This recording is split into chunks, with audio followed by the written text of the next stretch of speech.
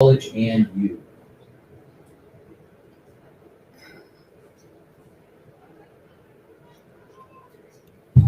AM 1060 KDUS Tempe Phoenix and KSLX HD2 Scottsdale Phoenix. Parents, many people in Arizona are overdosing at an alarming rate on counterfeit pills laced with fentanyl. The pills, disguised as prescription medications, are flooding into our communities. Here are 3 things you can do to help stop this deadly trend. 1. Talk with your child one-on-one about never taking a pill that's not prescribed to them. 2. Monitor their texts and social media at least 2 times a week. And 3. Take just 3 minutes to get the facts on fentanyl at talknowaz.com. T-Mobile gives you more ways than ever to get out there with America's largest 5G network and the epic iPhone 12 with 5G on us. Whether you're hitting the road on new adventures, check out this great 4K video I took of us. I even posted it with 5G way out here. or getting the team together. Look at this cool photo of my footprint bags. Wow, I didn't know you were that flexible. Stay connected without missing a beat. Right now, current and new customers get up to 4 iPhone 12s on us on our Max plan with eligible trade-ins. And with our new Magenta Max plan, you'll get unlimited premium data that can't slow down based on how much smartphone data you use, and 40 gigabytes of mobile high-speed hotspot data. That's right, current and new customers get unlimited premium data in the iPhone 12 on us. Get out there with T-Mobile, the leader in 5G. Just wrote on us, the 24 credit sales tax for well-qualified buyers. To cancel credit, stop and balance on required financing rate. Maybe do contact us. Max activate up to 4K video streams of 4 Gb C5G coverage, access, and offer details at T-Mobile.com. Established in 1946, Milano Music has been bringing music to the Valley for over 70 years. In addition to the amazing 50,000 square foot showroom and repair facility located at 38 West Main Street in historic downtown Mesa, did you know they also have 18 instrument rental depots across the valley? With low monthly rates that never increase, no hidden fees or extra charges, you can start your child's education in music today. You can return the instrument at any time, but also have another great option. 100% of your rental fee can be applied towards the purchase of a brand new instrument of the same type. And you're totally protected. Insurance covers all loss, theft, or damage. Check, I got you guys. Hey, Aaron, how you doing, sir? Good, how are you? Good. I sent you over to run no calls in today. So we've got a clean slate, and I'm going to keep Jay off you, man. He's the one that moves today. A lot of states that the COVID-19 vaccine was first rolled out. Walk-up and same-day appointments are now available, and the vaccine has never been more accessible. Community sites, doctor's offices, even your local grocery store pharmacy. It's never been easier or more convenient to get your vaccination. So please, protect yourself, your family, and everyone that you love. Get the COVID-19 vaccine today. KGUS AM 1060 Tempe Phoenix and KSLX HD2 Scottsdale Phoenix is home for the Dan Patrick Show. This show is paid for in part by sponsors of Easy Sports Talk. It's time for the Easy Sports Talk Show. Here come your hosts, National Football League and Major League Baseball athlete Ed Smith and hip-hop artist, producer, and sports enthusiast Javon Adams. This dynamic duo covers the Arizona sports landscape along with national storylines and hot topics from around the country.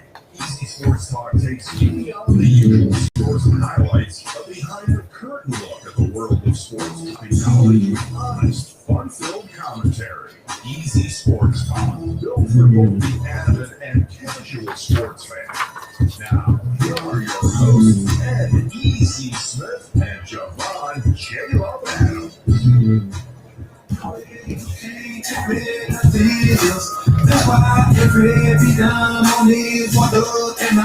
You're live.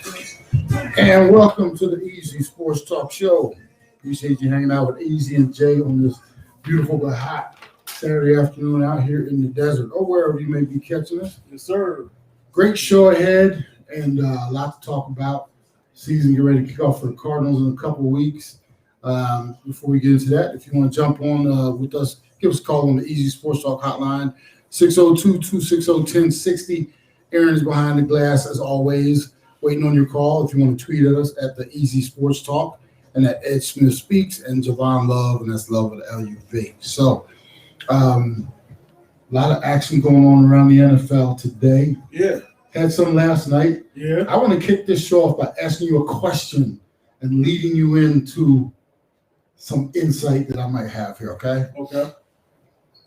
Mr. Javon Adams, have you ever opened your mouth too soon and said something that you wanted to take back because after you said it, there was a repercussion or something happened from it? I'll give you an example. Yeah. You know, you have some friends, you know, everybody else, you big dudes, everybody wants us to always help them move and stuff like that, right? Yes, sir. So, you know, just so happens you were working on this Saturday and your best friend or the dude I'll take back, the dude that you really didn't know that well.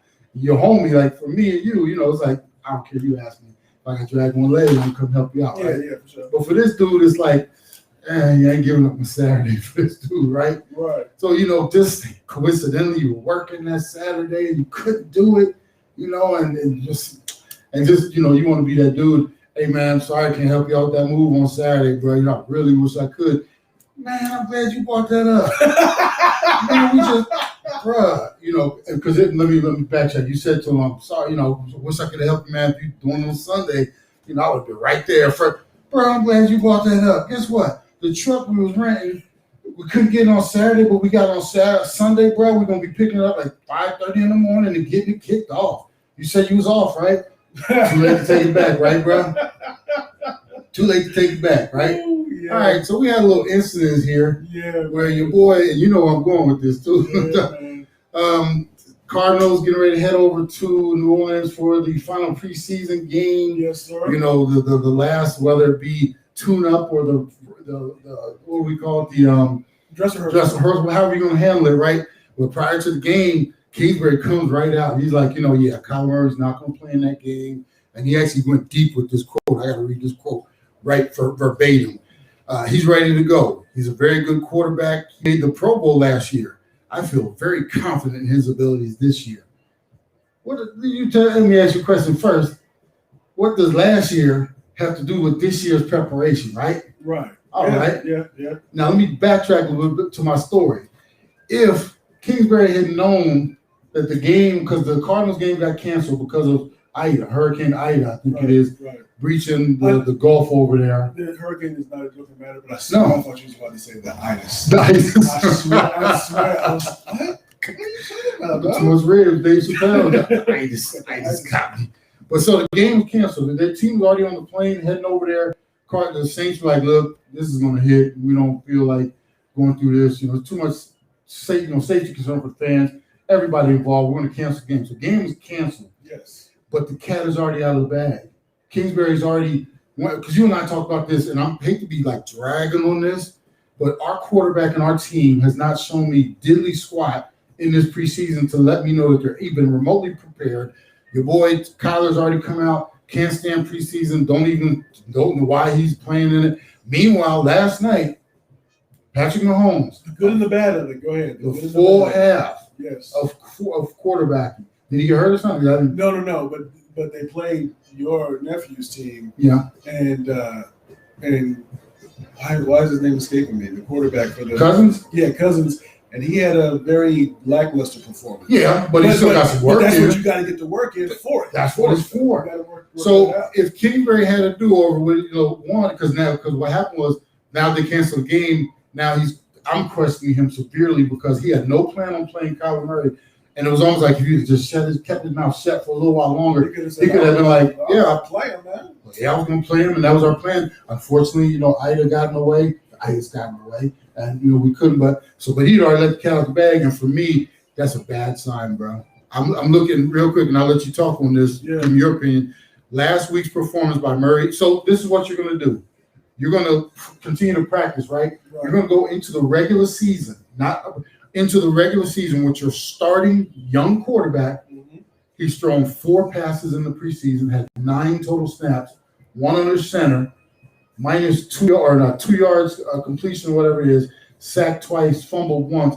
That's how you're leading into the season with your young quarterback. And he's great. He's a good quarterback. He made the Pro Bowl last year. So obviously, that means he's going to have a great year this year. Who needs practice or who needs preseason? Yeah.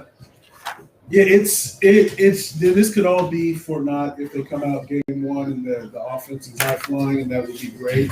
But the fear is this. I mean, you scrimmage for a reason. If you look at a preseason game as a scrimmage, I mean more than an organized scrimmage. But if it's a high level scrimmage, let's say, my youngest son he plays football, so looks like he might be going between JV and varsity this year. 10th grade, and so they had a scrimmage against the school on what was that Thursday. The point of that scrimmage, because they practice against each other all the time. Yeah. So let's see what somebody else does when they don't know the play that's coming. Let's see how you react. Let's see if you continue to go in terms of your motor once you're if you're on the defensive line, once the guy runs the other way and you don't maintain gap integrity, and the guy comes back the other way and you're out of position, and now there's a big play that's given up.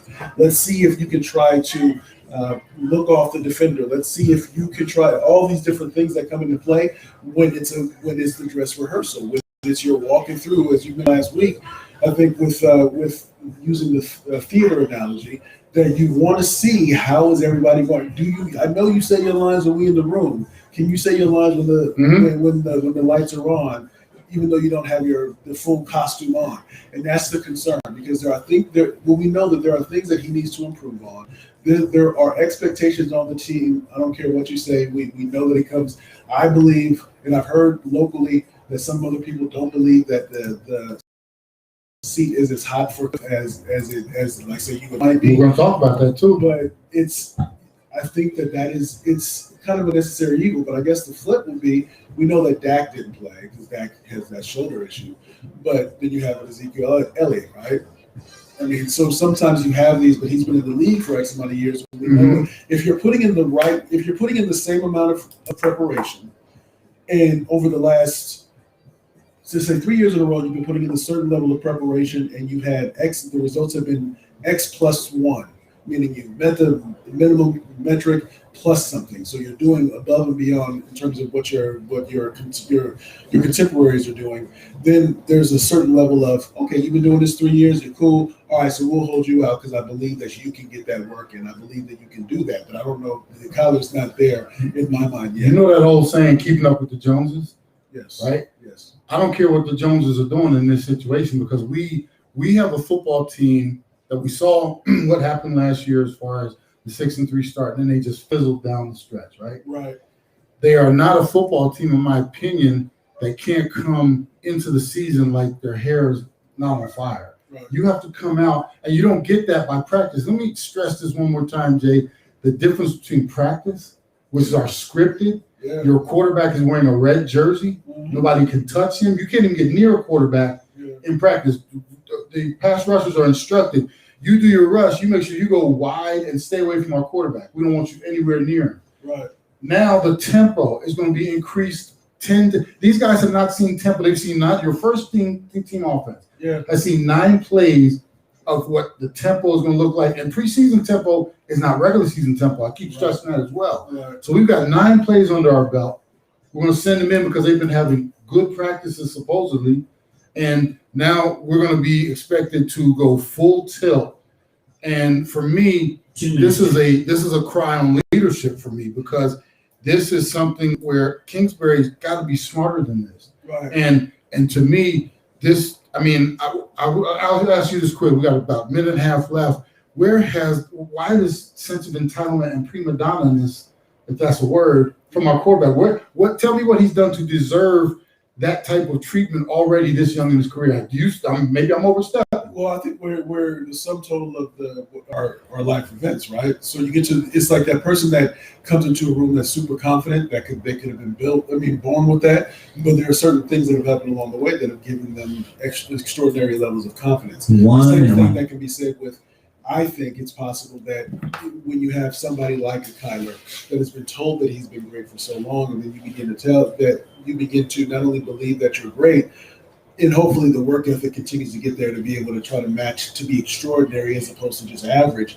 But I think that's where some of that comes from. We're going to continue to talk about this and Kingsbury in this next segment. Then in the third segment, I'm going to talk about where we missed the ball in terms of how this approach to this preseason is going to affect this team, in my opinion. So we'll get into that. Yeah. Meanwhile, appreciate you hanging out. Easy and Jay on the Easy Sports Talk Show, KDUS 1060 AM, as well as KSLX HD Channel 2 and Facebook as well. And we got our Ustream going too as well. So we'll get you links to that. Appreciate you hanging out with us. Hope you're having a great start to your Saturday. If you're out here in Arizona, hope you're staying cool. 110 or something like that today. Yes, We'll be back after these messages, folks. Are you good? Click. Thanks, Aaron.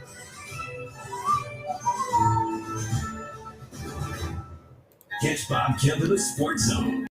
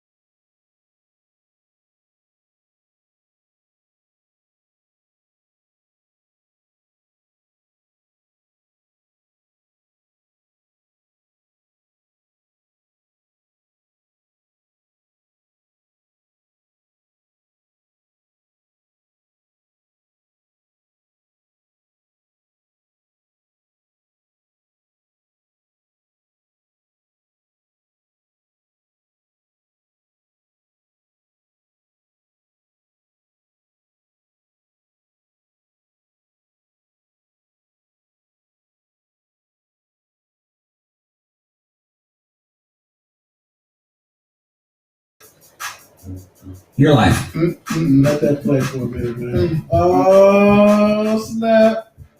Oh, See, I'm a snap. beat man too. Like lyrics, I'm not a lyric dude. I'm a beat. You get me within the first 5 seconds of the song when it got beat, and this one got beat. Yeah, know your clap. And welcome back to the Easy Sports Talk Show. Hope you're enjoying the start of your weekend. This segment right here is brought to you by Milano Music, family owned and operated for over 75 years. Over 50,000 square foot showroom and repair facility, 18 instrument rental depots across the valley. Visit MilanoMusic.com. That's MILANO music.com, or call them at 480-827-1111. Again, that's 480-827-1111. So the ball was dropped, in my opinion, this offseason. Oh, go ahead, guys. Real quick, don't forget to visit us, make it a part of saving whatever, make it a favorite, easysportstalk.com. You can, when you go to the site, you can click on the tab that says Believe in the Arizona Cardinals, and you can obviously get access to the podcast that we do weekly. And then, of course, on Facebook, we're at Easy Sports Talk Show. And then if you are on YouTube, you can subscribe to the channel or check us out as well, Easy Sports Talk Show. And don't forget to Believe in the Arizona Cardinals podcast. Yes, indeed. We've been dropping that every Wednesday or every Tuesday. Every Tuesday. We do it. It's usually dropped by Wednesday. Yeah, so make sure you check that out. So continuing on a little bit, I really feel like the Cardinals dropped the ball in terms of urgency and taking, I guess, advantage of the time that you have during this portion of what we call the preseason to get better. To come out of the blocks flying, to some type of urgency. Very rarely do you see this type of nonchalantness. I'm just making up words along the way as I go, but nonchalantness in terms of prepping for a football season. This is a team that, in my opinion, I mean, you don't have the luxury of like having what I would call one of the greatest rosters and the greatest coach, and you can just get ready and flip the switch when it's time to go. This is a team that should have been just, let's call them testicles to the wall. We always just going at it. Maybe a little more intense than some of the other teams, like your Los Angeles Rams and stuff. That's a style that's maybe catered to them. I just think this team should have been more intense during this time of year to get that fire in them, because once the season starts, for me, it's hard to just all of a sudden, okay, now it's time to play. We're going to play some football. Here's the thing. So you may find me, I think I'm finally in that right mind space to start touting or spelling out some of these like philosophies that I'm trying to develop. but there's a book by Grant Cardone. It's called the 10x rule. So if you want to be average, so I don't care if you're a quarterback, you're a salesperson, whatever, and the average person, let's say the average quarterback has 10 touchdowns a year. Then you'll do whatever they do to be average. Mm-hmm. But if you want to be better than average, then you got to do more than what the next person is doing. If you have, and you pointed this out so perfectly last week, if you have Super Bowl contenders, people that have just been to the Super Bowl in the Chiefs, that are doing certain things to put themselves in place to be able to be successful, and they are doing above average, and they're going beyond just the minimum of what's expected, to say, well, it's an average thing to be able to say our best player is not going to play because we're worried about injury. But you're okay if they get injured in week one. What are you going to say? Well, at least he didn't play in the preseason. Can't blame me for that, because the injuries will come wherever they're going to come. You don't want to be reckless with it, so don't get me wrong in terms of what I'm saying. You don't want them playing in the third and fourth quarter when they're playing against third and fourth string people that aren't even going to make the team, and sloppy play and all that. But they have to do more to be able to put themselves in a position to achieve more. And so in order to do that, you have to break yourselves of some of the behaviors and some of the things that you've been doing, because you're trying to be as vanilla as possible and trying to be as nice as possible. But that the two just don't work if you're trying to take that next step in a really positive way. You bring up a great point as far as injuries. Injuries happen. There's a reason why injuries happen a lot in the first month of the regular season in the NFL, because players are not ready for that, are not ramped up to that degree yet. Meaning you have to, I say it all the time, regular season, preseason games are not regular season games. Guys are still out there at 75%, protecting themselves a little bit. You get into the regular season when the games count, man, that is ratcheted up. Now it's starters out there flying around. Even think about this, and we're going to go through some of the positions and where I think they dropped the ball in the next segment. But these dudes have not tackled all season. You can't tackle in practice. You can't, do that during practice. That's why these preseason games to me are very important. You got dudes that your starters haven't played in the regular season, right? They haven't tackled since the last game. When I say tackle, I mean full on 100, blowing people up since January of this year, or whatever the last game of the season was, right? So all of a sudden you get in, and all of a sudden it's that much more intense. Dudes pull hamstrings, you do all this tweaking of soft tissue because you haven't been out there pounding and on the grind. That's interesting because I not only have I heard you mentioned that, but I heard there was a study done something up to this point this year. I forget where I heard it, but that the soft tissue injuries have been up ever since the more physical nature of training camp has gone away. Are there? Again, if there's two extremes, one extreme is don't tackle at all. The way we used to do it back in my day. And then the other extreme is the way you used to do it, where you had 2-3 a day, and if they could, they would have done a 4 a day.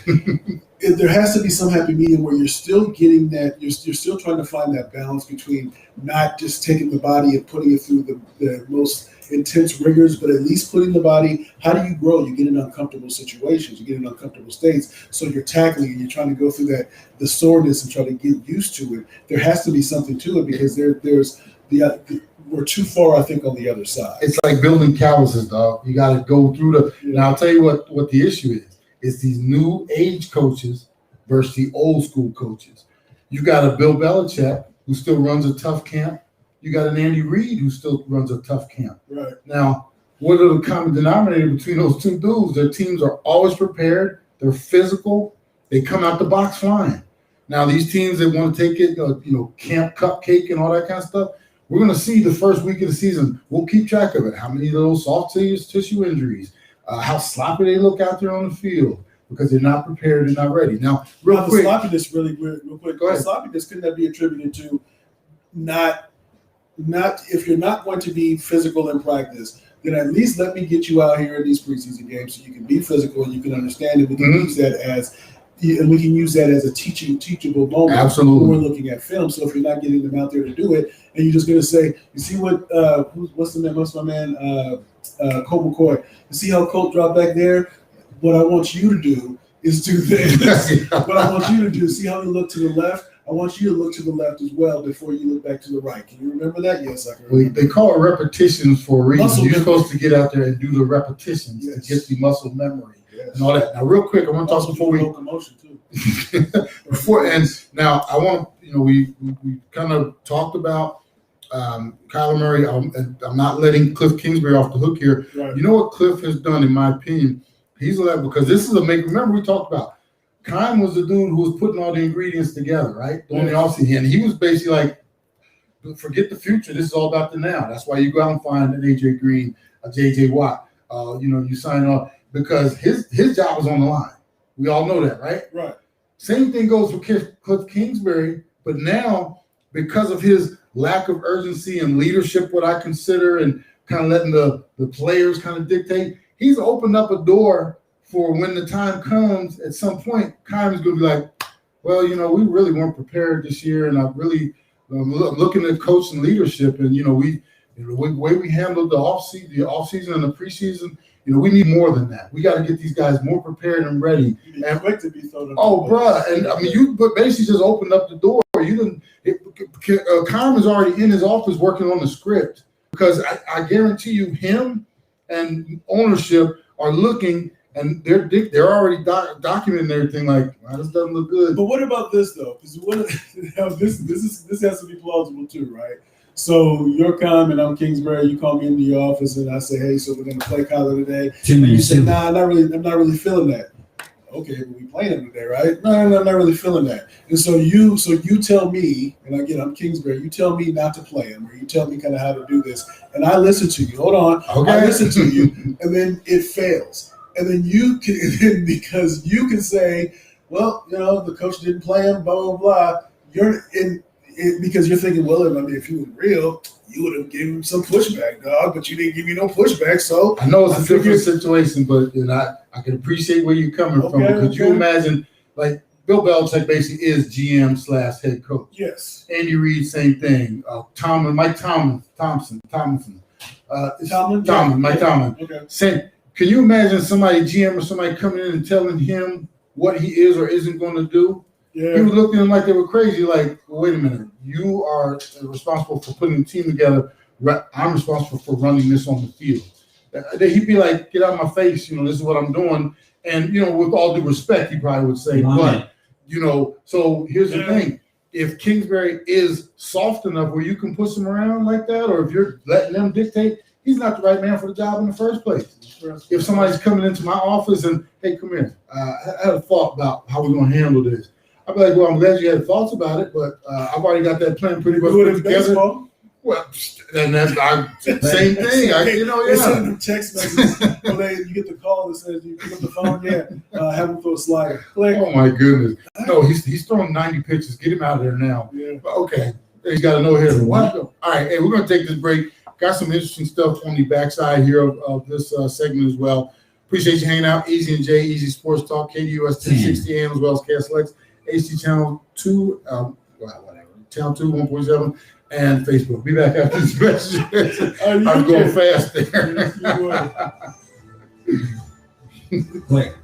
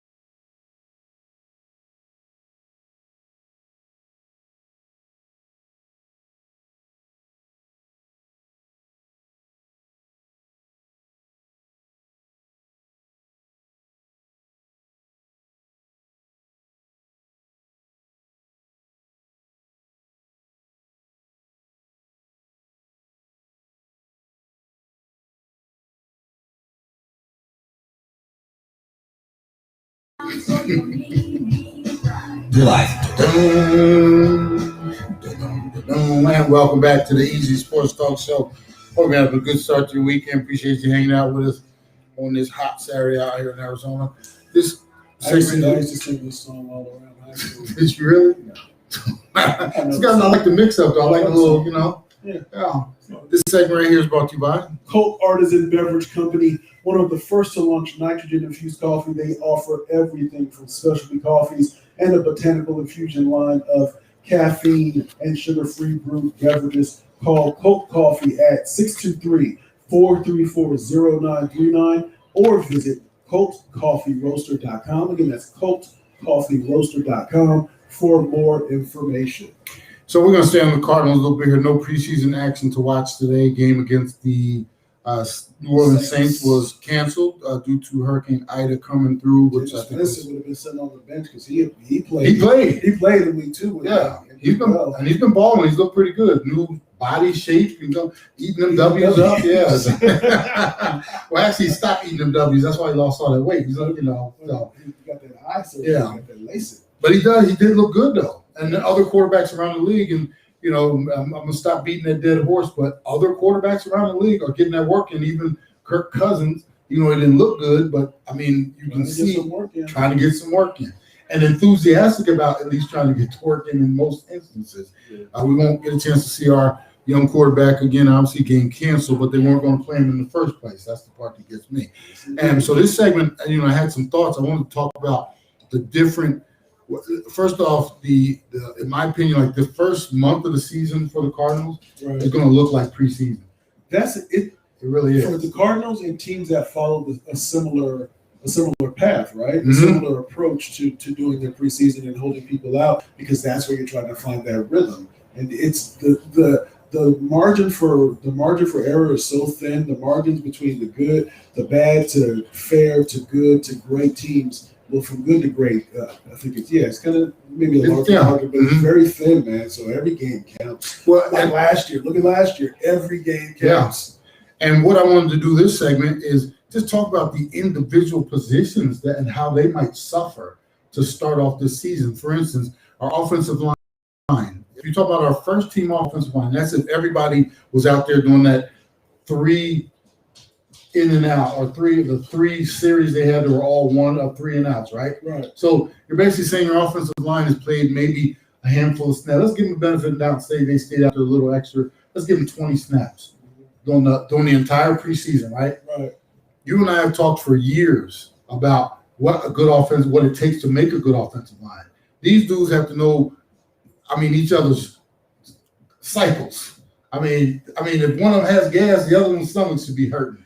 That's how intimate these guys, because they work as a hand. These are 5 dudes out there picking up twists, working on combo blocks to get to the next level. Yeah.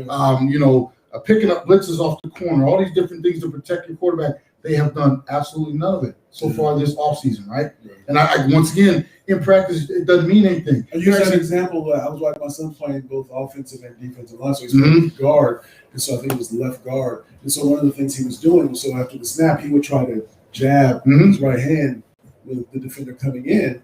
But I think when you're doing stuff in practice so long, your jab just becomes it's routine, because you got to be forceful with it, and you have to be jarring. Why, Jay? Because the tempo picks up. The other teams is playing. The other team don't care about you. They trying to embarrass you to get the eye. You haven't seen any stunts or anything like you. I don't care how many times you put a little play cards up on practice. I used to love those because I knew exactly what I was supposed to do. Shows the play, So now you're going to get into game 1 twists, all the blitzes you haven't seen, none of that. Your offensive line, in my opinion, is going to be a train wreck in the first month of the season. Month plus it could be for that unit. You think if I feel sorry for Chubby Checker on the line to do the twist, that any players on the field would know, and everybody said, "Why do you keep saying Chubby Checker?" And then the old offensive and defensive boys said, "It's a twist, man! It's a twist." And the same thing on the defensive line. Let's jump to that group. You have good luck, J.J. Watt, getting up to speed in game 1. You have not even practiced, but for a week and a half so far at practice tempo. Now you're going to, I don't care how experienced you are as a veteran, you have not had any taste of dudes trying to cut your legs out from under you, double teams, realizing your stunts and stuff like that. And now running backs running with intent. Derrick Henry, first week of the season, head down, helmet right in the middle of your chest. That's right. The tag hard first game of the season. Bruh. This is all the things we've wasted the opportunity to at least get up the tempo speed, right? Yeah. Our young linebackers did well. Both of them, they probably heard their names probably as much. I'm slightly more confident in them, just if nothing else, because they've seen live action. Yes. They've seen the live action. In my notes, though, I put they could have used a little more seasoning. They could have used a little more salt and pepper just to make them as much as we heard them Just a little sprinkle. I always love how the chefs on TV, they do that little, But they obviously could have used a whole lot more work just to get ready. Yes. Just to, let's go to our wide receiver group. D-Hop ain't seen so much as he ain't even practicing, let alone playing in the preseason game. I imagine D-Hop in practice. Because I don't even look for him. I've been to practice once, whatever. It wasn't other practices. But the point is, I don't even think it's probably all right. So, hey, Mike, go ahead and run that out for me real quick. Okay, no, I probably run it differently. Okay, we're straight, we good. So he just on the outside looking. I'm gonna do what I do, man. You got all these young wide receivers. Now D-Hop just basically he's like he don't care, right? But you have all these young wide receivers. We got these dudes that could use every bit of timing with our young quarterback, right? They've got none of it. And once again, I don't care how many balls you throw in practice. That's practice. That's practice, bro. Now the other team, instead of just trying to knock it down, or if you catch it, they just want to two-hand touch you. Now they're going to be trying to knock your block off as well, as much as they can within the new rules and stuff like that. But now it's running through contact. It's getting off of, getting out of your breaks. All that stuff, you're being disrupted during your timing. That's stuff we have not had a chance to work on with this young wide receiver group and our young quarterback, right? It's true. That's why, didn't they? I think they've kind of gone by the wayside a bit, especially with COVID, I think now. But remember where there would be sometimes, I remember you mentioned Nashville, they had a scrimmage. This is when Wisenhunt was the coach. They had scrimmages with them to be able to get more intense work. Yeah. And then say the other, you don't see that as much. Well, the Cardinals, there was a reason. I can't remember. The Cardinals were one of the teams. The Chargers one time as well. Yeah, this year, for some reason, the Cardinals were there was only a handful of teams that said, no, we're not doing them. But other teams did them. And the way you do them is whoever you're playing that week for the preseason game, they come in, and then you have two joint practices where now you're doing all your 7-on-7 drills, 9-on-7, which is your running game, and you do it through FUD. You're not just tapping. Now you're actually tackling. So you're doing this during the week where now you're getting – that could be valuable. Oh, that's real valuable. Even if it's just those type of scenario situations, as you mentioned, but that other team is trying to if nothing else, bro, you heard about some of the fights that happen in those. Yes. That helps your intensity. That helps your team get ready for, hey, they're wearing a different Dan on the color. line. Why don't you talk Cardinals? Okay, we're going to jump out there in just a second. But now you have another team out there, even though it's practice and it's scripted, but you have another team picking up the intensity, help you, So, we lost so many opportunities. We're going to take a quick jump out to the Easy Sports Talk hotline. We have Dan calling in, one of our favorites. Dan, how you doing today, sir? What you got for us? I'm doing well. How are you guys? Good. Doing good. Good. I wanted to talk about the Cardinals and their options, and wanted to ask you if you think that after these couple of preseason games, obviously today's game isn't going to be played, is it a level for concern now that the offense really hasn't used to? I wanted to get your thoughts and what they need to change to be a better offense. Thanks, Dan. Great question. I have my concern level, if we were talking, is that a code orange or red or whatever it is, whatever the highest is. My concern is that we have not put enough time in to do some of the things we're even just talking about here, getting some of our different positions. Buda Baker hasn't tackled anybody. One name that comes to my mind because defensively, I know he's a beast out there, but it takes. You have to get your mind right to start throwing your body around the way he does. Right. And it's been so long, and they have not done it, that even that frightens me. But the whole approach so far to this offseason, and like I said, you can't fight Mother Nature. Game canceled, so he did lose an opportunity, and we didn't know that was going to happen. But I think the Cardinals are in trouble to start this season. What do you think, Jay? I am not so enthusiastic in terms of my confidence level. It's going to be interesting because, again, I know when I make my analogies or my examples are based upon my experiences, right? But even I've seen teams on the youth football level that come into that practice poorly, or that maybe just in terms of the intensity of the practices weren't there, and then they go to the game situation, and they, at the first sign of adversity, they're done. Oh yeah, and I've seen teams that have those great practices. So if you're not going to play your guys, you need to have these great, as intense and physical as they can be, however you can operate within the parameters and the rules to be able to get your mind right so that you can hit the ground running. So for that, I need people not on the sideline trying to preserve their body for the every practice. I need them in practice. I need them trying to. It's good to say, like when we first began, I think we had decent chemistry, right? Mm-hmm. And then what the thing is to be, as we began to know each other more, I believe the chemistry improved. Mm-hmm. Why? Because we're still going through the practices, so Yes. to speak, and doing these things to become a better duo, a better team, 1 minute. to bring a better show. And I think the same thing. That's why that concerns me with the Cardinals. And I'm glad you brought that up. Our chemistry's gotten better. And we've also, and I throw this word when it comes to football and an organization, the culture. You have developed a lackadaisical culture within the walls of your facility. And again, it's hard to turn it up. You man. can't just. You I'm can't telling you. man, because I tried to. I was a substitute teacher for a while. I went into. I tried to be a 30. cool teacher, and then they tried to take advantage of me, and I had to make a very concerted effort to be a jerk. You got to turn To 180. the point. I Yeah. had to, because trying to be a little bit meaner wasn't gonna work, man. I had to go in there and boom with that 20. voice, fool. You better recognize. I tell you, bro. Hey, we're gonna Only take this clap. break. Appreciate you hanging out. Easy and Jay on Easy Sports Talk, KDUS 1060 AM, as well as Cancellation, AC Channel 2, 100.7, and Facebook. I got it right that time. Yes, Be sir. back after these messages, folks. Oh, you get. Clear.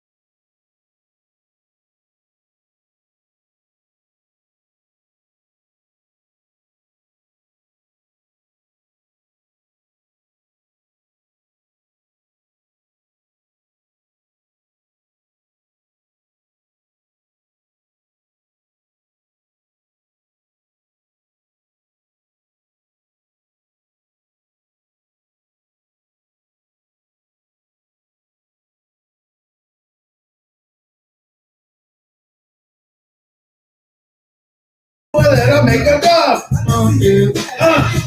Yeah. And welcome back to the Easy Sports Talk Show. Host Ed Smith, joined by my brother and co-host Mr. Javon Adams, aka MCJ Love. This segment right here is brought to you by Majestic Services. Contact Majestic Services to do all the dirty work around your home or business.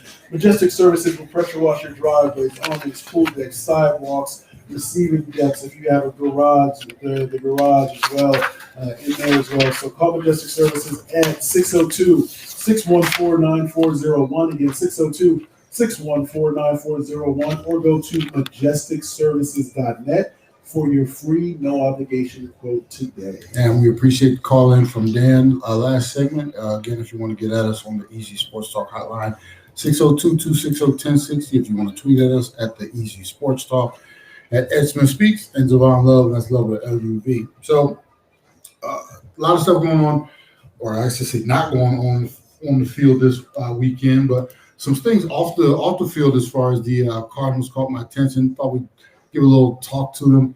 Something we haven't heard much about, I think they tried to sweep it under the rug, is the Chandler Jones trade request during the offseason, and that's kind of died down a little bit. I think primarily because we haven't seen him on the field. We haven't heard much from him.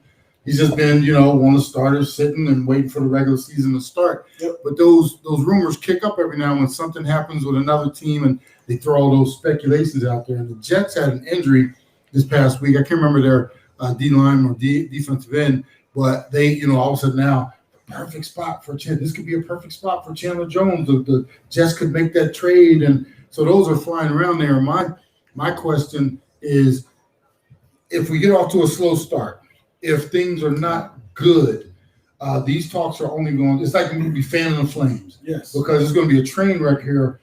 Let's say I'm hoping optimistically. Yeah. Optimistic. Sounds like. I'm hoping that it is a good start to the season, but from what I see, I'm not very encouraged. As the season kicks off here, we have a slow start. Chandler's only going to become more and more disgruntled, I think, in my opinion. These trade rumors, and this is just the first of them. This might be something we hear week to week to week, all the way with the trade deadline is November 2nd at 4 p.m. Eastern. This might be a story we listen to all the way through the year. It's not going away, I don't think. Yeah, if it goes away if they start 4-2, if it goes away if they're 3-1, it goes away if they're 8-4. You know what I mean? Mm-hmm. Because that winning, at least in the short term, it cures all. Because if he's balling out, then what happens? That just helps to improve his value.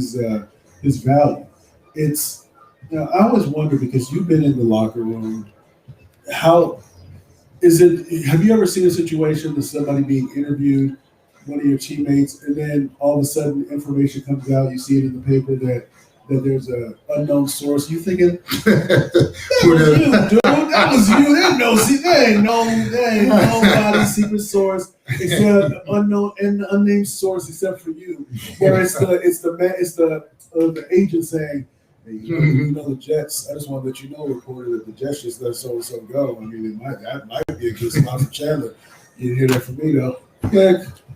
No, but it's one of those. I mean, it is what it is now. And that's why you draft how you draft, because you're always trying to think about who you want to replace so and so. But that's easier said than done when you have somebody of his caliber.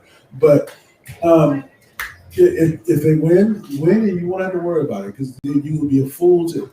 There would be because there's when they're winning, they're passionate. Yeah, talking about the fans. Because we know some fan bases where Cowboys, Packers, and win or lose, they passionate either way.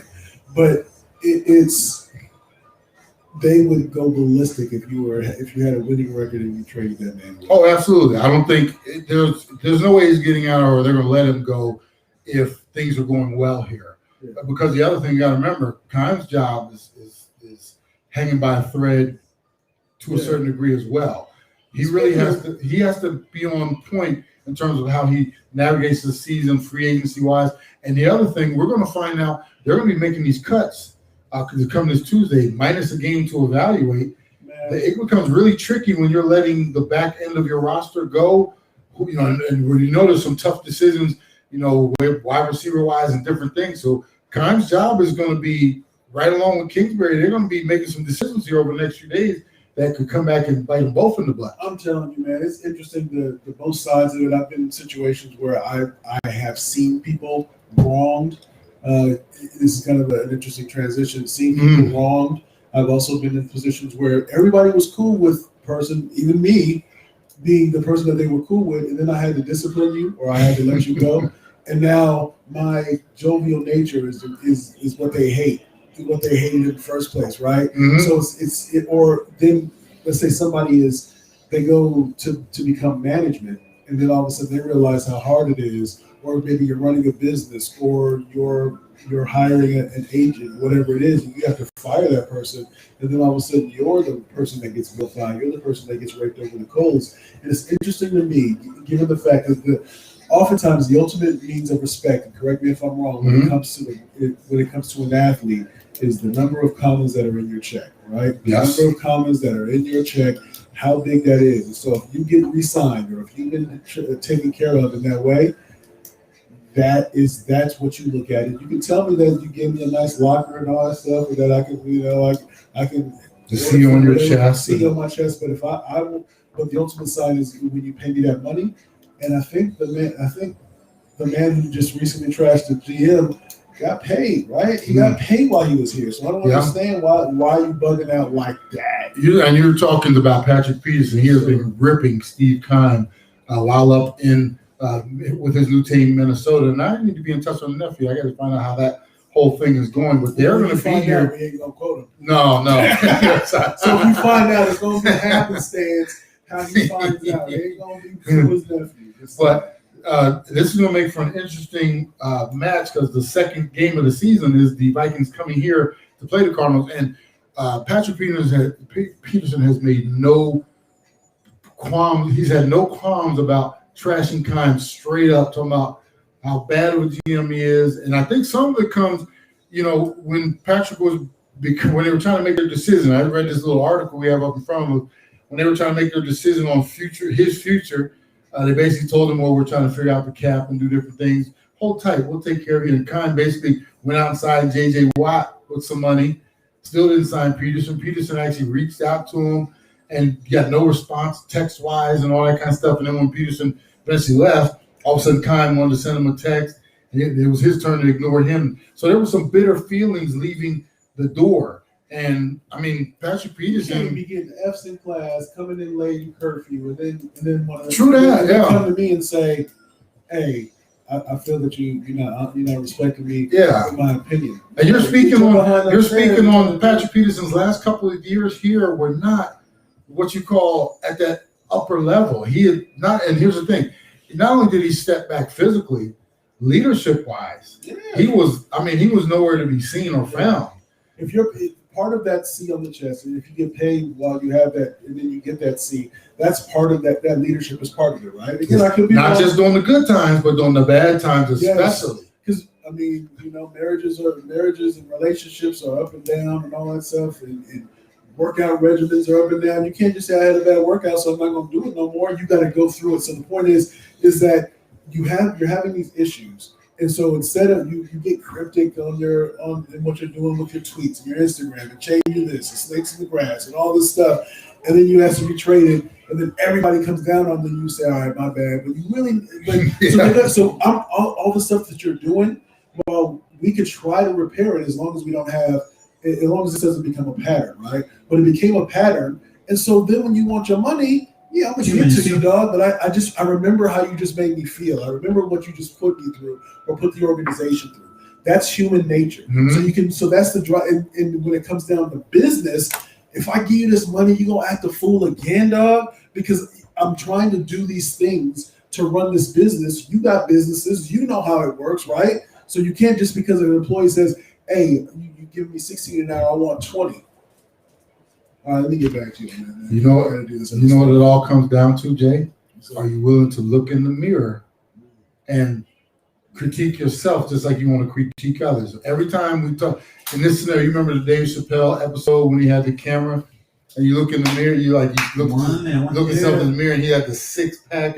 That's how you envision yourself. Yeah. But that might not be the actual reality. But you don't want to look and see what the mirror is really telling you about yourself. Yeah. And that's when you start pointing the finger at others instead of taking some responsibility yourself. Sure. My question: when they come back here for that game, the second week of the season, and if Keim is on the field, does he even approach Peterson for a handshake? That would be really interesting. I'm gonna keep my eye on that one, man. I hope they don't boo him though, because fans with recency and stuff, they act a fool sometimes. Man. You were down.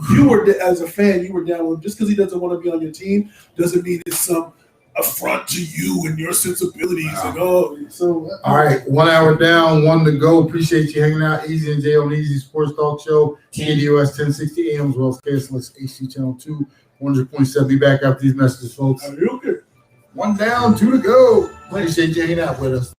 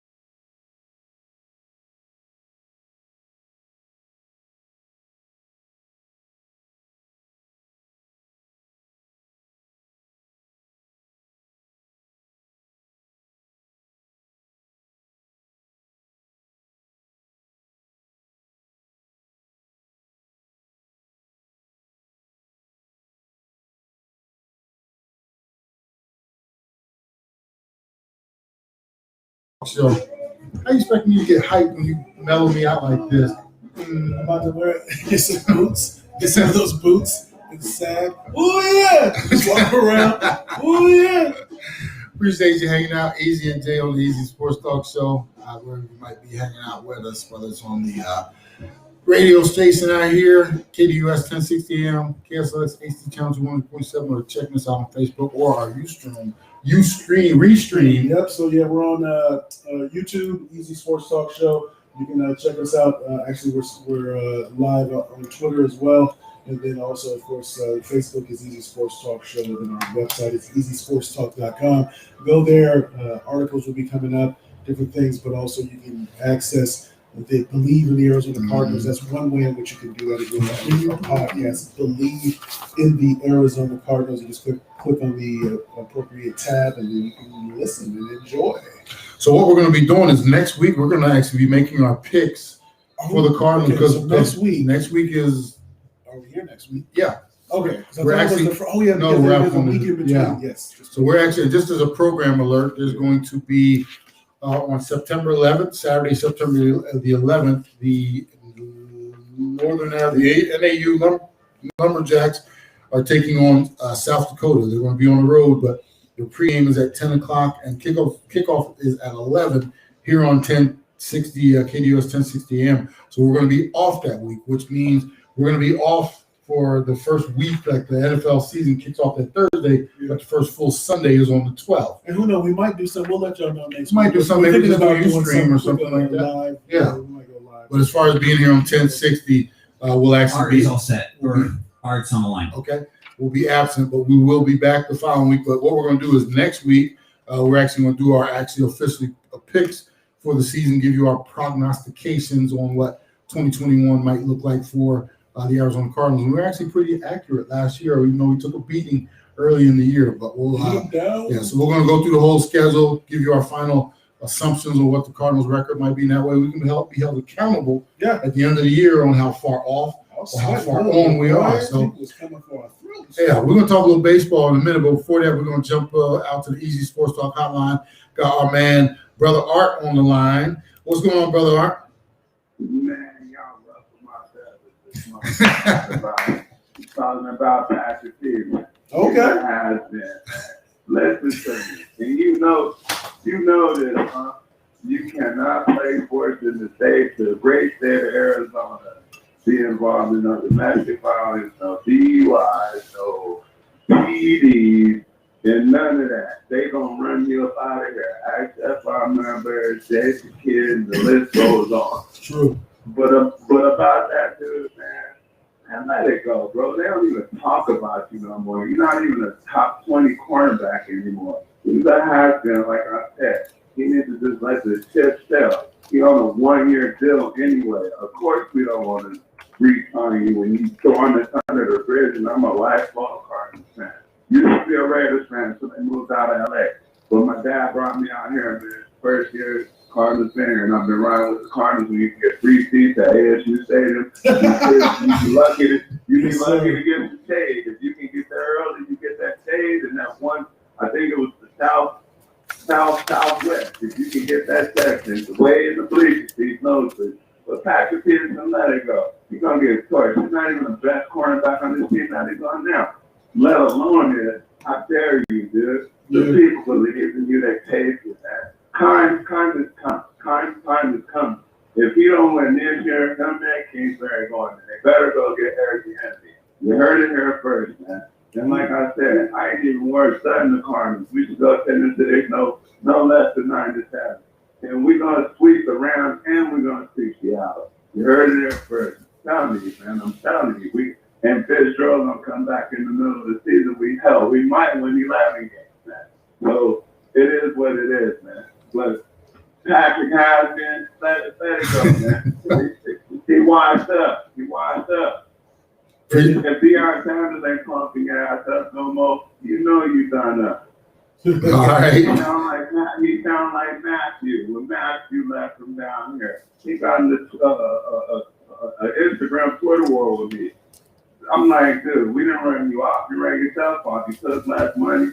But look at Matthew. Matthew was the best defensive back / whatever you could imagine. Period. He did everything. He stole Patrick Peterson's life, man. Patrick Peterson like that. That's his boy. But Patrick Peterson, shut the hell up and go play for the Vikings, man, and he's gonna get ate up. I'm telling you, be the most targeted cornerback all this year because he done lost 3 steps, not 1 step. And I'm lifting the eye out there, great show as usual. And you get it. I'm waiting on that barbecue. Okay. On the patio, because we on the patio doing what we doing. There we go. Appreciate you, brother Art. That's dropping right here. I was going to ask him before he left, but I'm assuming he is thinking that they will get booed, or they're going to boo Patrick, like you can't imagine when he comes back. Yeah. If Brother Art feels that way, I'm sure a lot of other fans do. You're probably right. I disagree with the booing, but in terms of what he mentioned with all the things that Patrick Peterson did, so that's why I mentioned it in terms of having it's the kid that breaks curfew, does all these different things, and then mad when you want to raise his allowance or give him the allowance. You've done all these things, and you're trying to be mad at me, dog? Yeah. I mean, I guess Brother Art, he preached right there. That's that was passionate. Yeah, I'm pretty sure a lot of fans will probably feel the same way. There'll be a spattering. I think that will want to honor him when he comes back. But when you're wearing the opposition colors and then you kind of trash everything on your way out the house, then it's hard to have that loving feeling when he comes back. Nowhere. So I appreciate you calling, brother. All right, talk a little baseball. Transitioning. Diamondbacks just trying to get through the season, bro. We're sitting at 44 and 86 right now. In the month of August, 11 and 14. I was hoping they would get to that 500 mark. Yeah. They actually lost last night to the Phillies 7-6. We've only got 4 games left in this month, and the window's closing on that 500 mark. And I'm looking for the smallest of victories. I'm like, just anything just to hang your hat on. Say we finished 500 in the month of August and maybe improved even in September. But like I said, it's going to be a pinch to probably try to get to that 500 mark. But they're still playing. They're not giving up, which is more than I can say for a lot of other teams that would be in this position. So what I want to talk about here, though, the NL West race, man, is heating up with them Dodgers. Kind of made the Dodgers, man, have been on fire as of late. But the Giants are still holding on to first place at 83 and 45. They've won 7 out of their last 10. Dodgers making that charge at 81 and 48 now, only 2.5 games back. They won 8 out of their last 10. Yeah. The story for me, Padres is just falling off the cliff a little bit.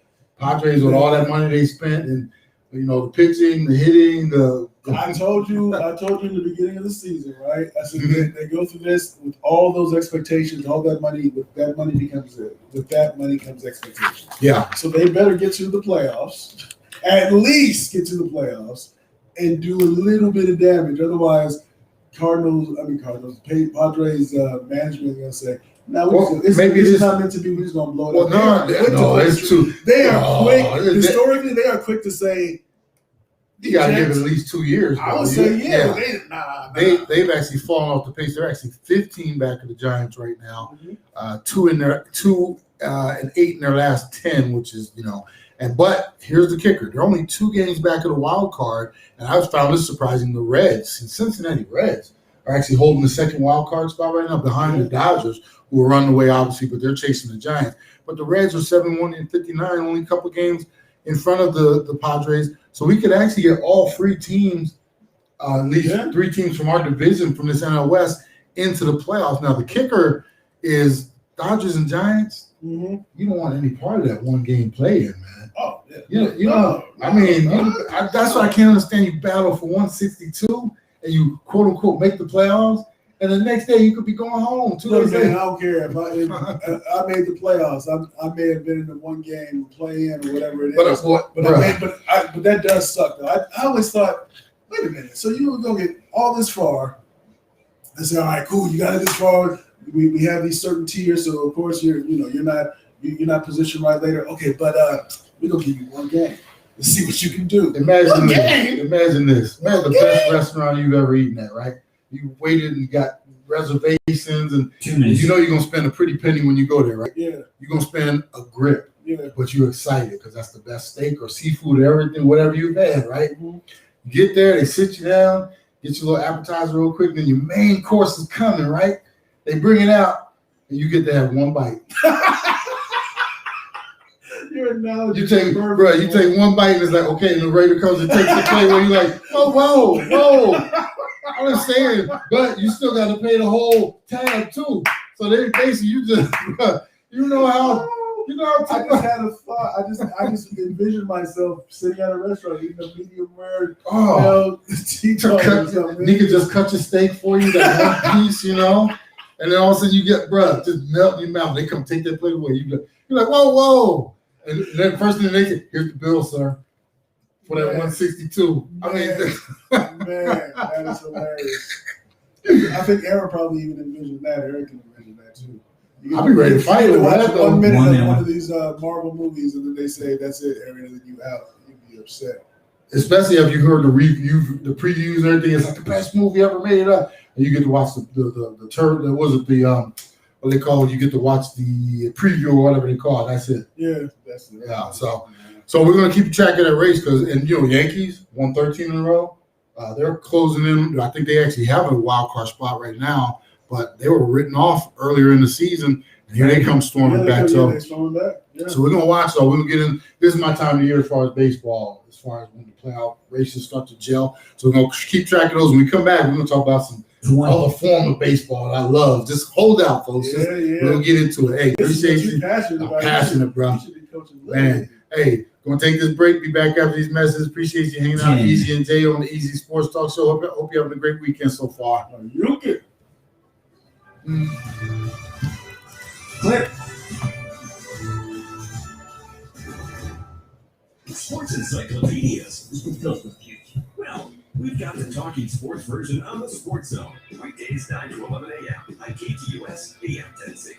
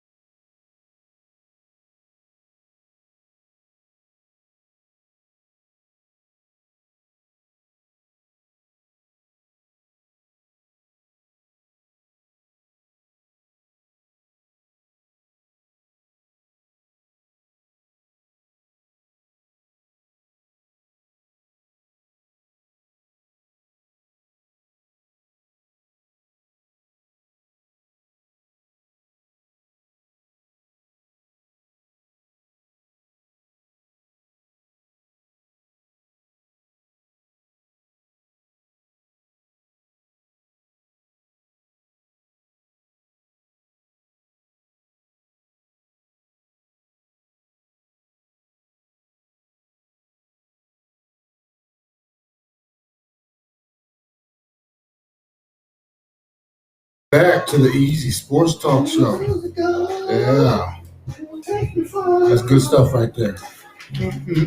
This segment right here is brought to you by Casual Sports Radio Network.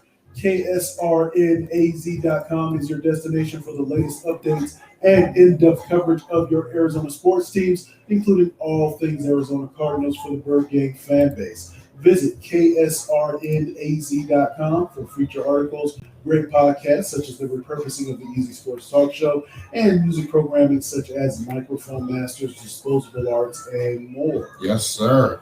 So we just finished talking about baseball. We just kind of touched on it as the September rolls around. We get into some of these pennant races, and then obviously as the playoffs come, that's where I get into my wheelhouse. I'm a big MLB postseason guy. I'm not really into the long 162 anymore, but we'll keep track of all that. But there's been some stuff that's been not just catching me, but I'm hooked, bro. The Little League World Series. I'm telling you, folks, if you have not ever experienced or watched the Little League World Series, and I'm one of those dudes, every year it comes around. Yeah. Last year when they didn't have it, I missed that more than I did, I don't know, maybe like NBA playoffs or whatever other. I'm just telling you, I'm so into the Little League World Series. I was really disappointed when it got canceled last year because of COVID. This year they moved forward. No international teams. That was the only part that is missing for me. So instead of 8 U.S. teams from each region, one from each region, and then 8 international teams make it. This year it's 16 U.S. teams, no international. Hopefully they'll return next year. But even with that being said, man, I have been hooked.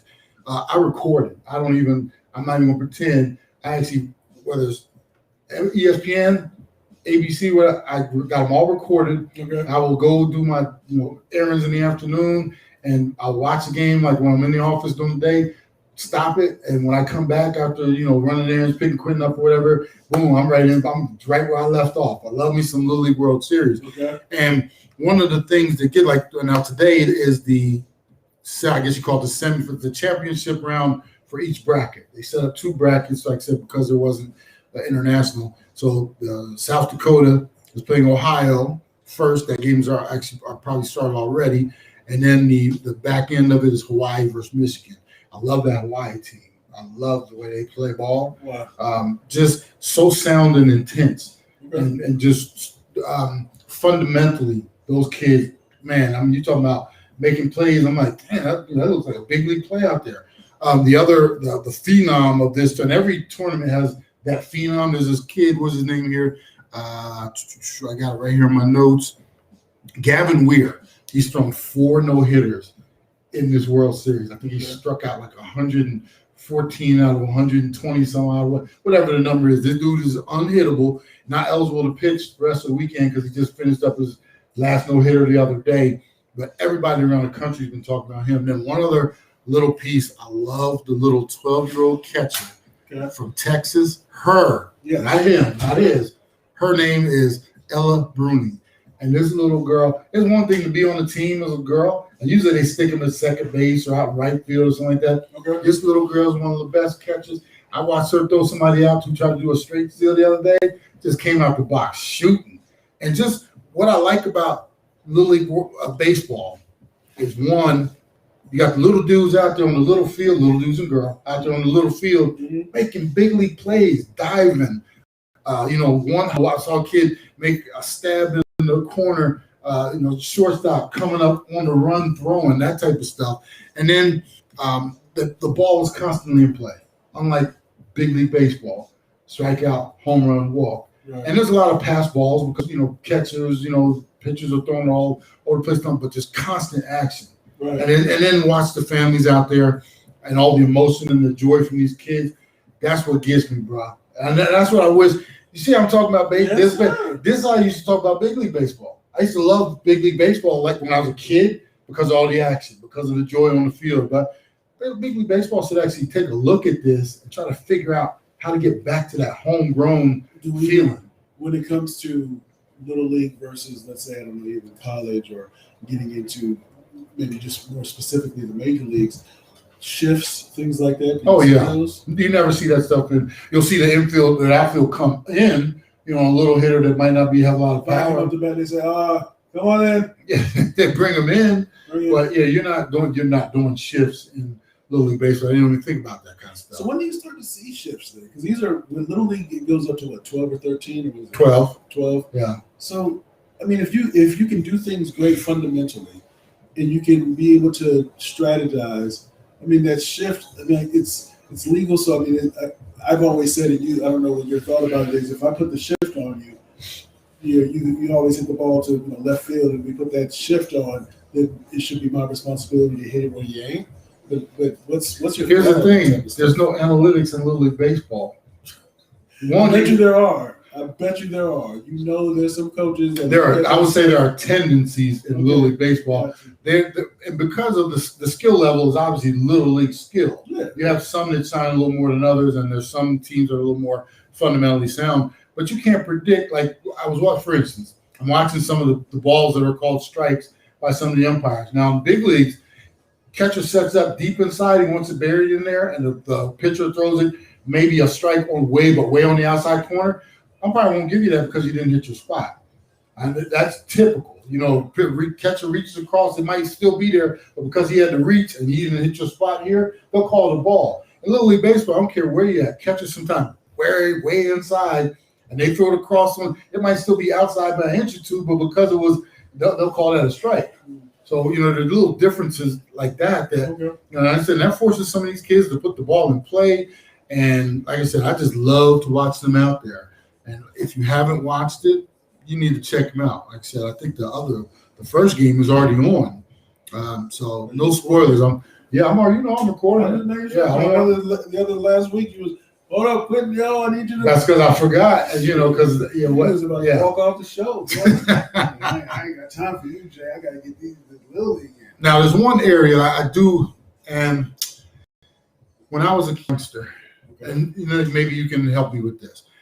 Some of I wish they had, and I don't know whether it's coaching but sometimes in the little kids out there, they start to cry on the mound and they start to lose it a little bit. I've seen, because I watch it so much, I've seen some of the early rounds when the pitcher would be getting beat around a little bit and start throwing pass balls and they lose their emotions and everything out there.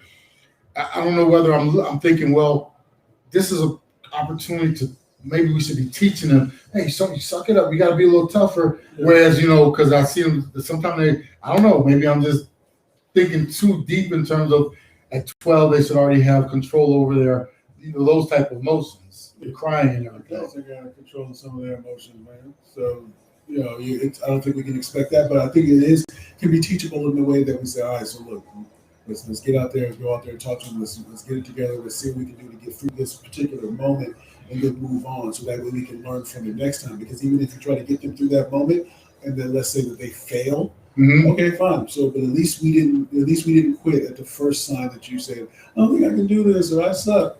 No. Let's see what we can do to at least get you through this and then grow from it. Yeah, there was one little boy I felt so bad from last week, and like I said, he just lost it on the mound, and he actually was crying trying to pitch. Yeah. And at one point, the umpire came out to kind of give him a break, and then his coach eventually came out just trying to slow him down and everything, and he did regroup a little bit eventually, and but there those are moments of doubt. I mean, those moments of the doubt, and you're just not sure about how that self-confidence wanes. It can wane quickly, whether it's a child or whether it's an adult. And it's about how do we react? How do we learn from it? How do we grow? We grow from uncomfortable situations. I said it before, so that's an uncomfortable situation. I can't just take you out of it so that every time you get into an uncomfortable situation, you say, "Feel her out." So we got to try to get through it. We see how can we manage this? Same way that Deborah Dupree would say. How you try to. Well, Earl, I must have missed something because Earl said there's a pitcher that uses both arms ambidextrous. So I must have missed that one. Maybe that was on the earlier rounds, but care what you say, Earl. So before we don't even have to figure out what I'm doing the rest of the afternoon because I got 2 games recorded. Well, one I'm already recording. Yeah. The second one, I'll be sitting watching that one with my popcorn and everything. And then the championship game is tomorrow, and they'll have the consolation game as well. So I'll get 2 games today, 2 games tomorrow. And I don't even know who I'm rooting for. I'm sitting there looking. I would like to see that Hawaii team win.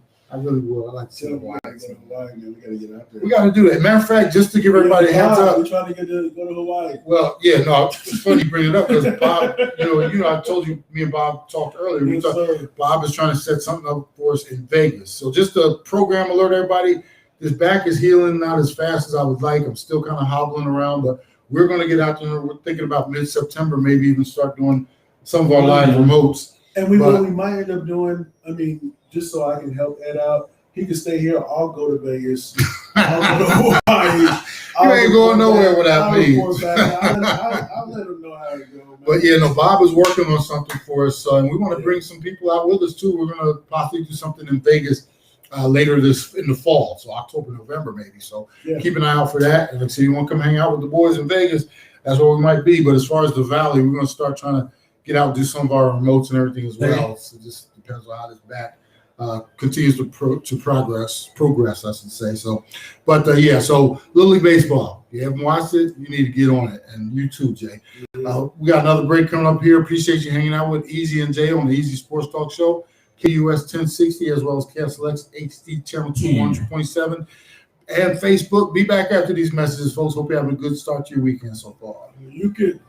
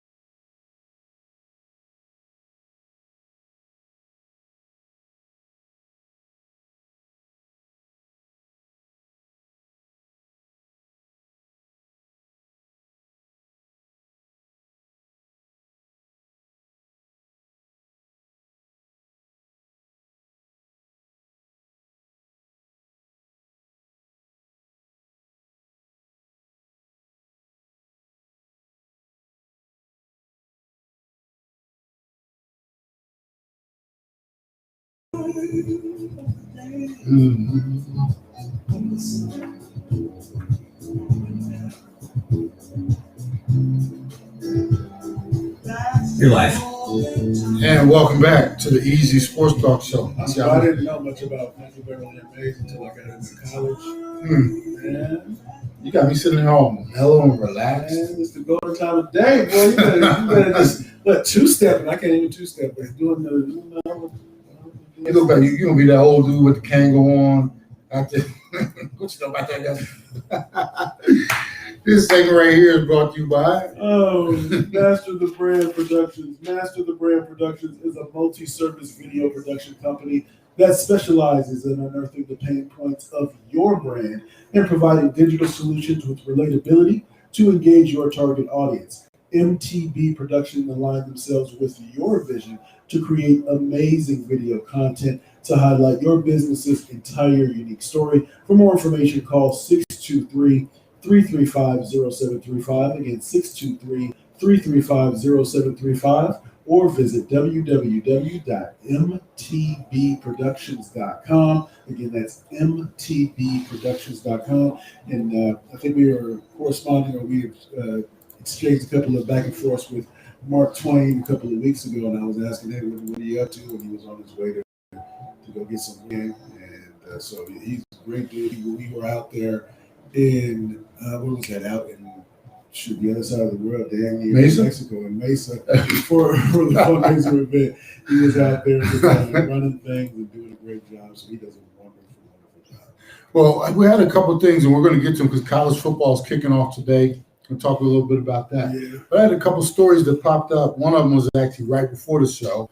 I want to get your thoughts on this real quick. I'm like, no, it's nothing. But no, the I don't know if you saw, the Philadelphia Eagles made a trade for Gardner Minshew. Jaguars named their first round pick was what's his name, out of Clemson, the young dude, Lawrence. Yeah. Trevor Lawrence. They named Trevor Lawrence their starter.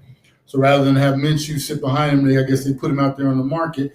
And I'm just kind of curious as to why the Eagles will go out and make this pick, when you have Jalen Hurts as your quarterback, and you try to get your young, maybe rookie who could potentially be, semi-face of your franchise, but at least you want to try to give him confidence. But you go out and you grab Minshew and put him behind him. Does that make much sense to you? No, because I'm supposed to be your main one, and you trying to do it like this? Nah, I'm not. But see, here's the thing. What it makes me think I wasn't, just because Hurts had a good showing last season. I don't think that he's the one. I could be wrong, and maybe they're trying to hedge their bets a little bit because we know that Gardner, if nothing else, he's a serviceable quarterback. I think he's average, right? Yeah, he's average. He's got potential, but he's average. If not, I wouldn't say above average. The move just surprises. So if it happens to. That would, if I'm Jalen, that would show a lack of confidence in me. Absolutely. And the last thing I want is my starting quarterback to be looking over his shoulder the whole time, worrying about that. It just seems like, now, if you think Gardner Minshew is the second, you're Jalen Hurts, and you think that you're the man, and you bring this dude in. Oh, it's like that? Okay, I got you. Then instead of putting in 2 hours of work in, maybe I'm putting 2 hours and 30 minutes in. That's one way it could go. The other way it could go is I ain't doing nothing. Which is stupid. Think about that. You're going to bring in competition and you're going to say, well, then I ain't going to compete there. Not that you wouldn't compete, but now you but put added pressure on yourself. And now each week, instead of thinking I can go out here and I can develop, now it's I got to make it happen every single time now because, they went out and got this dude. And, like you mentioned, I think Minshew is serviceable. In my opinion, I don't necessarily, but I'm just wondering. It's just a curious thing to do right before the season started. I think a lot of other teams possibly could have made that move, and it wouldn't be also maybe because if Trevor starts off a little slow, and they could just say, "Hey, why don't you just let Gardner play?" Not when you're the number one overall pick. Your leash is a whole lot longer than a dude that's a second round pick. You think? What's my man? I know number one overall. I know what you're talking about there, but I'm thinking of what's my man that was here for a season. Rosen. Yeah. Rosen. He's bouncing around. He just landed in Atlanta, 15 already. But here's the thing, and I'm glad you bring that is a great brand, and we'll get to other topics and everything. You do that.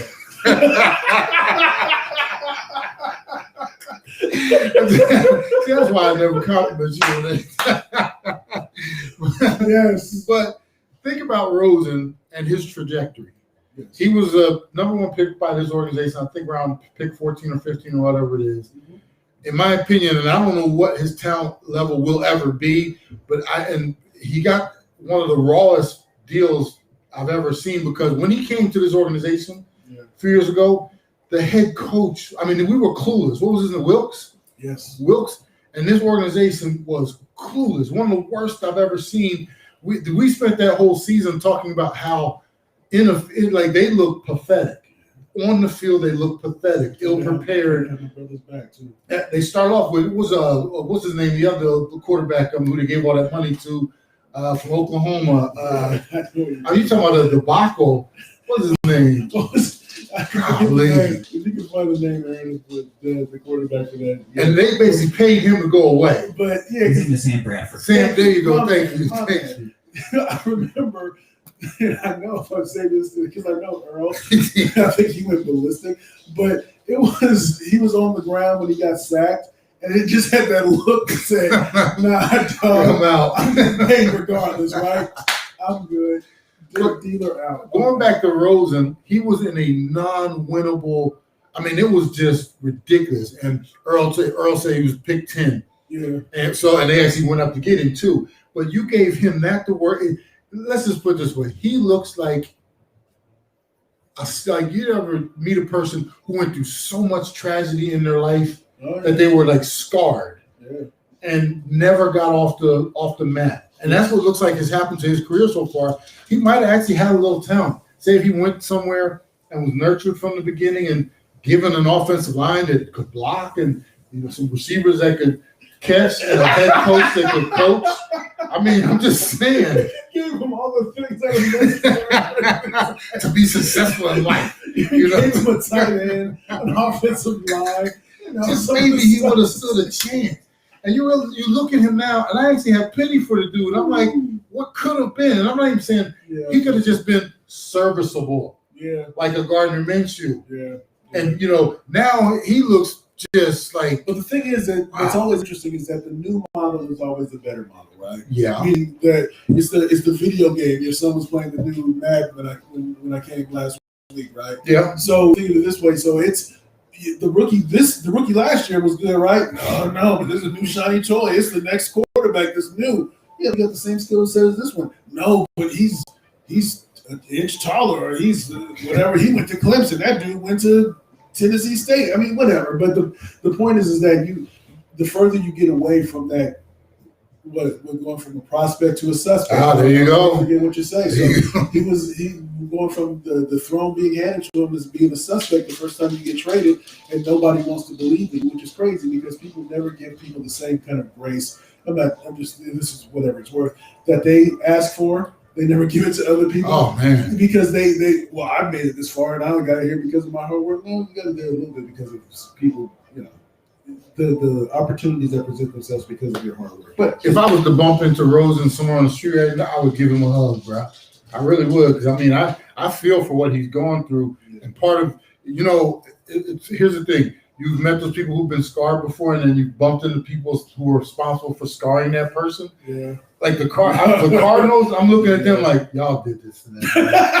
Y'all, I mean, I'm like, yeah. I mean, there should be some type of. Or you got a partner reparations. Whether it's you got a male partner or a female partner, and you say, you messed so. Oh I saw what you did. Her dirty, dog. Man, my dude's psyche is all messed up. What you do to my man, girl? Come on, what you do to my dude? But yeah, it's interesting. I mean, yeah, he might never recover from that, and I think to a sense, we do have the Cardinals. They can take responsibility for it. Every time they see him, they should want to go do something, help him get into rehab or something. Rosen inside of a room. click. But yeah, so I don't know where that came from, but yeah, I just every time he's with his fifth team already, and he was a number one pick by the Cardinals and 10th pick overall. as Earl mentioned. So yeah, they should take some type of responsibility for that. But yeah, when we get, like I said, mentioned, college football is kicking off today. We've got a few games on the list here. Let me see. Nebraska, Illinois, UConn, Fresno State, Hawaii, and UCLA, and a few others down the list here. But yeah, I will be kind of likely catching up to college football. Then next week, the biggies start. Watch out, Southern Utah. You playing San Jose State today, fool? Don't they then come here to play? One. To play. Who is ASU's first game? I think we mentioned that last week. Well, yeah. We'll get into that. Yeah. Anyway, we're going to take this break coming up here. Last segment up in Southern Utah. Oh, so trying to be like my team. That's what San Jose State. Arizona State. So they play Fresno State first. San Jose State plays Utah. So okay. Utah today. And then Southern Utah comes to play ASU, right? That's right. Okay, yeah. So Southern Utah should be 1-0. We play USC on the 4th. USC about to lose. You just didn't hear me, did you? Southern Utah should be coming here 1-0. I don't listen to that nonsense. Hey, we're gonna take this break. Last segment coming up. Hope you have a good news. Start to your weekend. Get ready for some college football and some Little League World Series. Appreciate you checking out Easy and J Easy Sports Talk. Be back after this message to wrap things up, folks. Yeah, Southern Utah will put that book down on Fresno State. Man. Come in here, San Jose State. San Jose State. I'm sorry.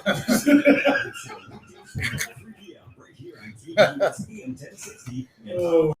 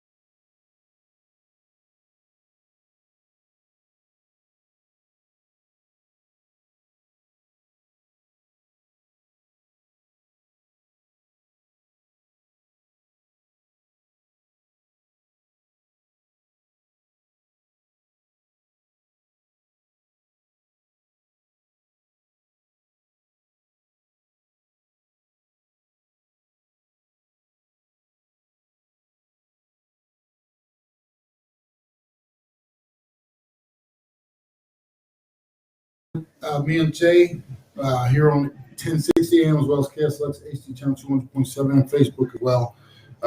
Give our thank yous out to everybody who helps us do what we do Real here. quick, don't forget, subscribe, or you can watch the videos as well on Easy Sports Talk Show, our channel on YouTube. Also, again, Facebook is Easy Sports Talk Show, and then the website is easysportstalk.com. And remember to check out that Believe in the Arizona Cardinals podcast as well. We get that on every Tuesday, and I think it's posted every Wednesday. So It's posted on, it posts Tuesday night. okay.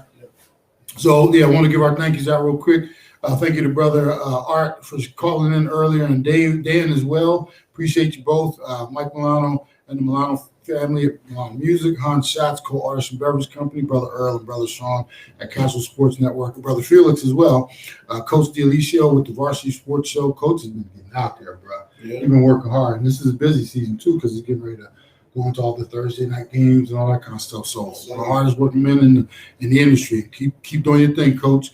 And hi to Mama D and Papa D as well. Yes. Majestic Services, Miss Christy Rodriguez will go Arizona. Brother Howie Schwab, and have Brother Howie on soon so we can find out what he's been up to in his Win Quick, the great sports trivia app.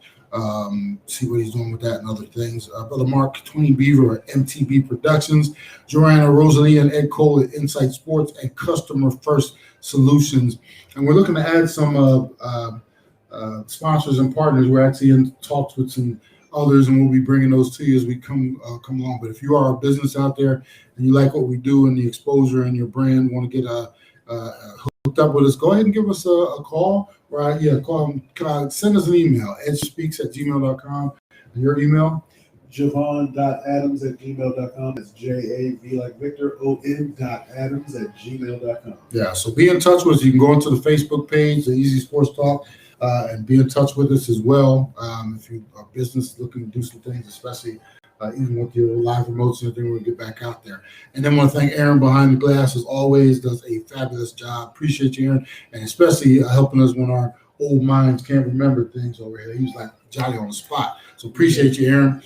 Trying to think if I've missed anything. And we talked about college football kicking off today, and we'll talk a little bit next week about that alliance thing that's happening. That is going to be a big week next week. Yeah, next week's a huge week. You got the light. This is like the appetizer round. Next week, I think it's between now and I heard something between now and Labor Day weekend, 80 college football games. So the season is really getting ready to kick off here. That includes ASU. We're going to reach out to Michael Caratenuto to find out what's going on with the program. That's one of our good Friend of the show. Yeah, friends of the show. Find out what he's been hearing around the program. ASU starting out ranked 25. We'll see when that investigation seems like it's just being swept under the rug. Those things take a long time. Yeah. I heard somebody say this the other day, and I agree that you probably won't hear anything this season. Probably not. Yeah, probably not. So just focus on the season and hopefully trying to take advantage or maximize your opportunity. So that we talked a little bit lightly about last week, the ACC, Big Ten, and Pac-12, they formed this alliance, right? But they unofficially joined partnership against the SEC with no real agreement. Yeah. It's basically just a gentleman's agreement. I saw one of the ADs said, "We trust each other," until somebody comes to your best friend behind your back. He's always, "Girl, you don't know how you treat me. You don't know how to treat you. You don't deserve you." So we'll see. For gentleman's agreement now, the first time SEC or somebody comes calling to break that alliance, we'll see, because you got nothing on paper. Yeah. You didn't put a ring on it. Ain't got no ring on my finger. So we'll see. We'll talk a little bit more about that. But you had something you wanted to toss out. I want to toss out something to Aaron real quick. I was watching the trailer because he, along with some of my friends, are really into the Marvel Universe thing. And so I saw the trailer for Spider-Man No Way Home. It has one of my favorite Marvel characters. I'm not so deeply embedded, but Doctor Strange. I like the fact that he's in it, and it looks like it's going to be introducing some of those things that they talk about with the multiverse and stuff. I just wanted to get somebody who's a fan of that franchise how you received that trailer, Aaron. Oh man, it was amazing. I think all MCU fans, Marvel movie fans, have been waiting for that trailer to drop, because there's been a bunch of speculation on whether they're going to have some of the older Spider-Man characters from the past movies played by Tobey Maguire Right. and Andrew Garfield, if they're going to be in the movie. So we got to see that there were some characters like Dr. Octopus from the older Spider-Man movies that were in it. So I think most fans are excited and hoping that we'll see some of our like nostalgia from our childhood show up in these movies. It was cool. And this is kind of one of those things that opens up all kinds of possibilities, right? For all kinds of different storylines and being able to just do a lot of stuff. So I would. Is it safe to say that being on side of Marvel means you're anti-DC? I don't think so anymore. I mean, I think I lean toward Marvel. I prefer their movies and their comics over DC comics and DC movies. But like in terms of animation, DC has way better animation than Marvel. I've heard that. Yeah. But I don't think so. It doesn't necessarily mean you have to be anti-DC. If nothing else, even if we try to relate this to sports, and tell me if you think I'm wrong, Aaron, is that I think when you look at Marvel, the way in which they pivoted and were able to expand on storylines and really get this fleshed out was shown so much vision, like a coach that says, this is where we are, this is where I see us going, we'll make adjustments along the way and we'll get there. But I think sometimes the DC movies, they sometimes disjointed in nature, but I think the Marvel just shows excellent execution of the vision. Absolutely, yeah. DC definitely does not have a leader who's like Marvel does, who plans out the stories and talks with the directors. They don't have that with shows, and I think DC also played a lot of catch up in trying to resemble Marvel movies lately. And they first tried to be very dark. And so I think they just had a hard time finding their identity, while Marvel was just, they knew exactly who they were going to be right off the bat. Check you out going deep. You displayed some real knowledge there. Now, you got me over here curious. Obviously, I'm the movie buff man here. Yeah. I would ask Aaron, so I have not to this point been a big Marvel, Avengers and all. Where should if I want to get going, where should I start? First 3, I should maybe try out to get me in the mood and get me going from there? I think you should probably watch Iron Man first. I think the first Iron Man's what started it all. I do have that one. Technically the first movie and how they all came out. Okay. So I think, and there's a lot of Robert Downey Jr. in the Marvel Cinematic Universe, so probably watch that to get used to his character.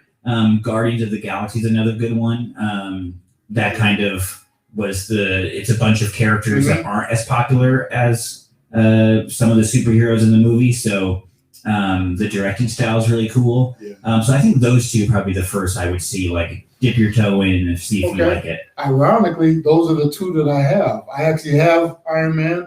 I have Guardians of the Galaxy 1 and 2. I love both of those, all 3 of those. But beyond that, I haven't experienced. I don't know why I haven't broadened my horizons. So should I go to Iron Man 2 and then beyond, or like some of the Avengers movies, the other ones where they? So this is how, it depends on how deep you want to get into it. So this is how me and my girlfriend are doing it right now, which is we're watching it chronologically. We're going to rewatch the entire series. This is her first time watching all the Marvel movies. So we're going to watch it from the beginning. So you can look on the internet and see what is the first chronological movie in the storyline if you want to watch it that way, which would be Captain America, the First Avenger. And that's another good series too. It's a trilogy. Captain America trilogy is really good. Has 2 really good movies in there. Okay. So I'm going to take your advice. I'm actually going to look it up and start from the beginning like you guys are doing and kind of go from there. You should. It's fun movie night stuff. They're just fun. Like, they're not artistically the best movies ever, but I think if you're just looking for a fun movie to watch on a movie night, that's a good choice. Okay. Is Ant-Man in that one too? Because I have Ant-Man. Okay. Yeah. All right. Yeah. So that's my plan then. So maybe after I watch my Little League baseball and whatever college football I decide to check out, maybe I'll be able to do that. So it's definitely a good little palate cleanser from sports for sure. That's definitely my go-to when I'm getting away from sports is Marvel movies or stuff like that. What do you got going to finish your weekend, Jay? I'm gonna get some miles in. Got a little bit of work to do tomorrow. But yeah, just trying to stay busy. I wanted to ask you this on the way out. What was the feeling the first time you ever got one of these that we had back here? When you got one of those game balls? What was it? Did it get you emotional? Oh man, yeah. I mean, it was the first time. I think my first one was when I was it was over actually in Europe. They gave me game balls for touchdowns and being a team captain and stuff like that. But my first one in the NFL, which was unexpected, was from Dan Reeves when I was with the Cardinals. Wow. Falcons. Yeah. And there's nothing else when he comes to you and it says we're gonna give you a game ball. Those are kind of cool. So yeah. Cool. So yeah. Yeah, I appreciate you asking that, man. Yeah, sure. I forget about them sometimes. We sit back and collect the dust. But hey, great show. Appreciate everybody involved in helping us make this do what it do. We're gonna be here next week. Remember, we're off on September 11th. NAU Lumberjacks going out to South Dakota to play. So pregame at 10, kickoff is 11. So we're going to get all of our picks and everything next week, see how right or wrong we are through the course of this 17-game season. And hopefully the Cardinals will surprise us. I'm not too sure about that. Appreciate you hanging out. Easy and J, Easy Sports Talk, KDUS 1060 AM as well as KSLX HD channel 200.7. I hope you have a great finish of weekend, folks. We'll be back next weekend. Are you okay? See ya. Be easy till then. Thanks, Aaron. All right, you guys are clear. Good show. I'll talk to you next week. Thank you, sir. See you then. Have a great weekend. See ya.